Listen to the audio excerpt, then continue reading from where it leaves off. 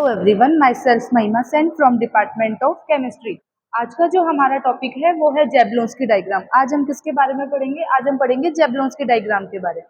तो जेबलोंस्की डायग्राम पढ़ने से पहले हमें कुछ टर्म्स के बारे में पता होना चाहिए, जैसे कि spin, spin multiplicity, singlet state, ground state.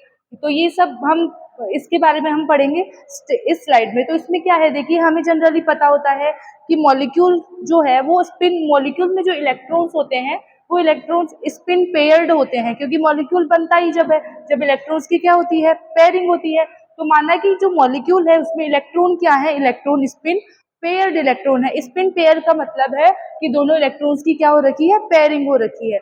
अब मान लिया कि इलेक्ट्रॉन कुछ इस फॉर्म में प्रेजेंट है, यानी कि जो फर्स्ट इलेक्ट्रॉन है वो अपवर्ड डायरेक्शन में है और जो सेकंड इलेक्ट्रॉन है वो डाउनवर्ड डायरेक्शन में है। तो जो इलेक्ट्रॉन अपवर्ड डायरेक्शन में है उसके लिए स्पिन की वैल्यू कितनी आ जाएगी, +½ क्योंकि उसकी डायरेक्शन क्या है, ऊपर की तरफ। और जो इलेक्ट्रॉन डाउनवर्ड डायरेक्शन में है उसके लिए जो स्पिन की वैल्यू आ जाएगी वो कितनी आ जाएगी, -½ यानी अप वाले के लिए +½ और डाउन वाले के लिए -½ तो हम इस इलेक्ट्रॉन्स के लिए क्या निकालेंगे, टोटल स्पिन निकालेंगे। टोटल स्पिन का फॉर्मूला है हमारे पास S = S1 + S2।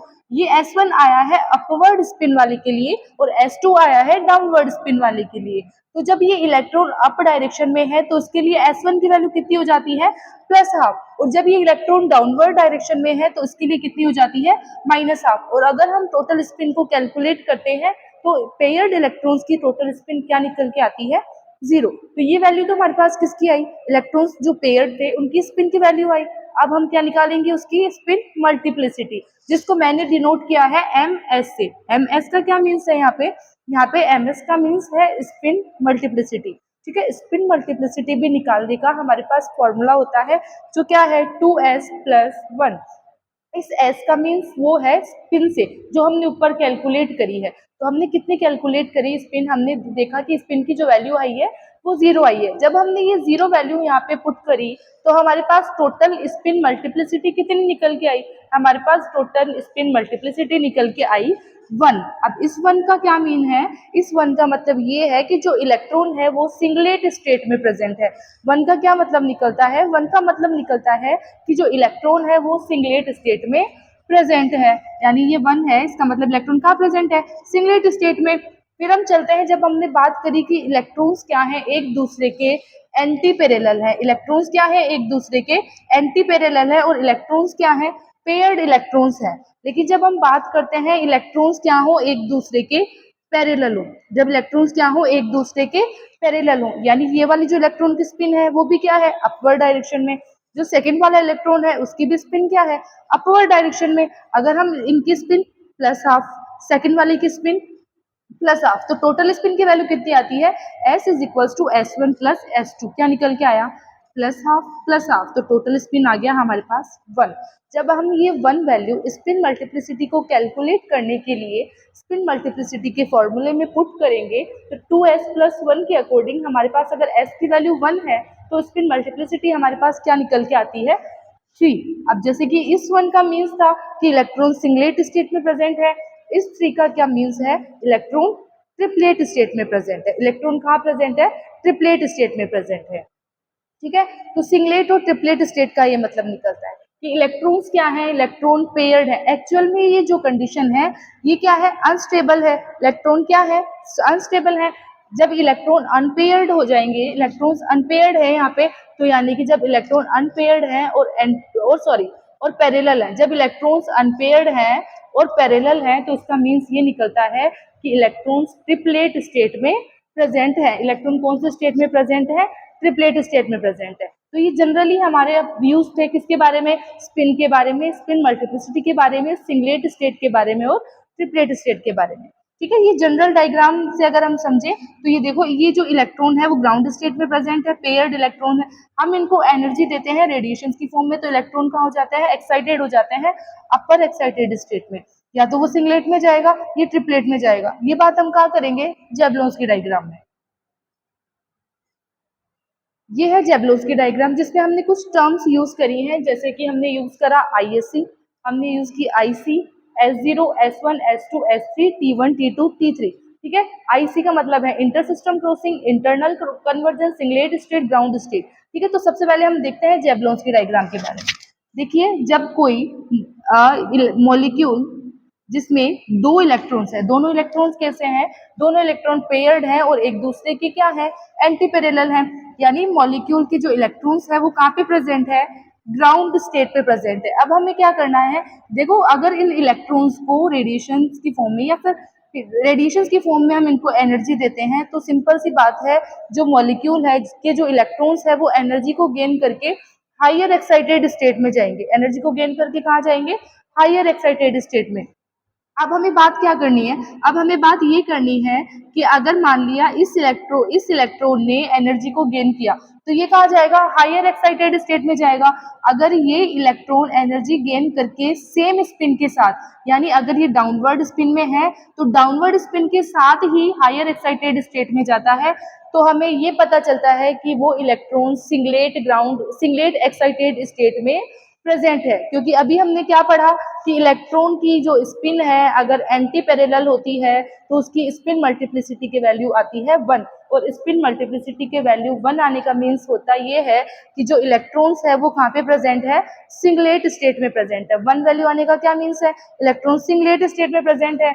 अगर ये इलेक्ट्रॉन एनर्जी को गेन करके सेम स्पिन के साथ हायर एक्साइटेड स्टेट में जा रहा है, तो हमें ये पता चल जाएगा कि इलेक्ट्रॉन सिंगलेट स्टेट में गया है। ये हमारी फर्स्ट कंडीशन है।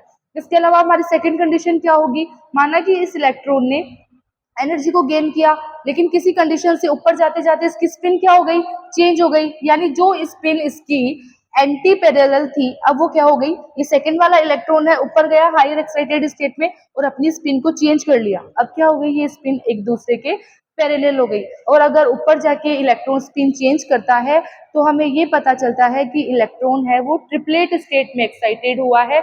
क्योंकि अगर इसकी जो एक दूसरे के पैरेलल इलेक्ट्रॉन्स होते हैं उनके लिए स्पिन मल्टीप्लिसिटी की वैल्यू आती है 3, और स्पिन मल्टीप्लिसिटी की वैल्यू 3 आने का मतलब ये है कि इलेक्ट्रॉन एक्साइटेड होके ट्रिपलेट एक्साइटेड स्टेट में गया है। यानी हमें दोनों कंडीशन समझ में आती है कि इलेक्ट्रॉन हायर एक्साइटेड स्टेट में सिंगलेट में कब जाता है और ट्रिपलेट में कब जाता है। ठीक है, तो हम देखते हैं कि इलेक्ट्रॉन ने क्या किया, यहाँ से एनर्जी को गेन किया, एक्साइटेड हुआ। अगर ये सेम स्पिन के साथ एक्साइटेड होके सेम स्पिन के साथ एक्साइटेड स्टेट में जा रहा है, यानी वो इलेक्ट्रॉन कहाँ पे गया है, वो इलेक्ट्रॉन गया है सिंगलेट स्टेट में। अब सिंगलेट स्टेट में जाने के बाद में भी कंडीशंस चेंज हो सकती है। जैसे कि मान लिया ये electron ISC stands for inter system crossing. Inter system crossing का मीन्स ये है कि सिंगलेट से ट्रिपलेट में जा रहा है, और IC का मीन्स है इंटरनल कन्वर्जन, यानी सिंगलेट से सिंगलेट में आ रहा है। अगर इलेक्ट्रॉन सेम सिंगलेट से सिंगलेट में आता है तो वो कौन सी प्रोसेस के थ्रू आएगा, इंटरनल कन्वर्जन के थ्रू आएगा। लेकिन अगर इलेक्ट्रॉन सिंगलेट से ट्रिपलेट में जा रहा है तो वो कौन सी प्रोसेस के थ्रू जाएगा, वो जाएगा इंटर सिस्टम क्रॉसिंग के थ्रू जाएगा। ठीक है, तो हमने यहाँ पे दो टर्म्स यूज करी हैं, एक हमने यूज करी है IC और दूसरी हमने यूज करी है ISC। IC का मतलब क्या होता है कि इलेक्ट्रॉन सिंगलेट से सिंगलेट में आएगा, और ISC का मतलब क्या होता है, इलेक्ट्रॉन सिंगलेट से ट्रिपलेट में जाएगा। ठीक है, अगर इलेक्ट्रॉन सिंगलेट से सिंगलेट में आता है, तो अगर सिंगलेट S2 से S1 में आता है, यानी हाई एनर्जी स्टेट से कहाँ आ रहा है, लो एनर्जी स्टेट में आ रहा है। अगर कोई इलेक्ट्रॉन हाई एनर्जी स्टेट से लो एनर्जी स्टेट में आता है तो सिंपल सी बात तो ये हो जाती है कि इसने एनर्जी को लॉस किया है। एनर्जी को लॉस किया है, एनर्जी को लॉस किस फॉर्म में किया है, एनर्जी को लॉस हीट की फॉर्म में किया है। अब ये कैसे पता चला हमें कि एनर्जी को हीट की फॉर्म में रिलीज किया है। देखो, अगर इलेक्ट्रॉन S2 से IC के द्वारा S1 में आता है तो यानी वो हायर एनर्जी से लोअर एनर्जी की तरफ आ रहा है, तो सिंपल सी बात ये है कि इलेक्ट्रॉन ने एनर्जी को रिलीज किया है। अब हमने दो ट्रांजिशन पढ़ने हैं, एक ट्रांजिशन है नॉन रेडिएटिव ट्रांजिशन और एक ट्रांजिशन है हमारा रेडिएटिव ट्रांजिशन। जो हमने ये वाला एरो बनाया, ये हमने किसके लिए बनाया, हमने ये एरो बनाया नॉन रेडिएटिव ट्रांजिशन। और नॉन रेडिएटिव ट्रांजिशंस क्या होते हैं, ऐसे ट्रांजिशंस जिसमें जो एनर्जी का रिलीज होती है, एनर्जी वो किसके फॉर्म में रिलीज हो रही है, हीट की फॉर्म में, ना कि रेडिएशंस की फॉर्म में। यानी नॉन रेडिएटिव ट्रांजिशन वे ट्रांजिशन होते हैं जिनमें एनर्जी हीट की फॉर्म में रिलीज होती है। यानी कि आईसी से अगर आईसी के थ्रू कोई इलेक्ट्रॉन अपर से लोअर में आता है तो वो एनर्जी को किस फॉर्म में रिलीज करता है, वो एनर्जी को रिलीज करता है हीट की फॉर्म। ठीक है, यानी हम ये कह सकते हैं ना, सिंगलेट से अगर उस सिंगलेट एक्साइटेड से सिंगलेट ग्राउंड स्टेट में या फिर लोअर स्टेट में आता है तो वो एनर्जी को किस फॉर्म में रिलीज कर रहा है, वो एनर्जी को रिलीज कर रहा है हीट की फॉर्म में। किसकी फॉर्म में? हीट की फॉर्म में। अब हम बात करते हैं, अगर वो सिंगलेट एक्साइटेड स्टेट से ग्राउंड स्टेट में आता है, अगर कोई इलेक्ट्रॉन एनर्जी को रिलीज करके S1 से S0 में आता है तो उस प्रोसेस को हम क्या बोल देते हैं? फ्लोरीसेंस। फ्लोरीसेंस क्या हो रहा है कि इलेक्ट्रॉन क्या कर रहा है, S1 से S0 में आ रहा है। इलेक्ट्रॉन अगर S1 से S0 में आता है तो यह प्रोसेस कहलाती है फ्लोरीसेंस। फ्लोरीसेंस कैसी प्रक्रिया है? अगर आपने इसको इस एरो से शो किया है तो हम बोल सकते हैं कि फ्लोरीसेंस एक रेडिएटिव ट्रांजिशन है।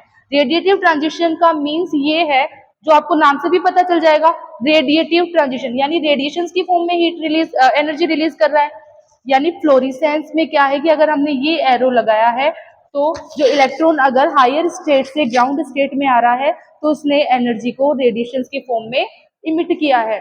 और सेम कहानी अगर हम फॉस्फोरेसेंस के पास जाते हैं तो सेम एरो, तो हम क्या बोलेंगे, अगर ट्रिपलेट से ग्राउंड स्टेट में आ रहा है तो भी एनर्जी रेडिएशन की फॉर्म में इमिट हुई है। अगर ट्रिपलेट से ग्राउंड स्टेट में आ रहा है तो प्रोसेस होगी फॉस्फोरेसेंस, और अगर सिंगलेट से सिंगलेट स्टेट में आ रहा है तो प्रोसेस होगी फ्लोरीसेंस। ठीक है, तो हम बोल सकते हैं कि जो रेडिएटिव प्रोसेस होती है वो कौन सी होती है? फ्लोरीसेंस और फॉस्फोरेसेंस।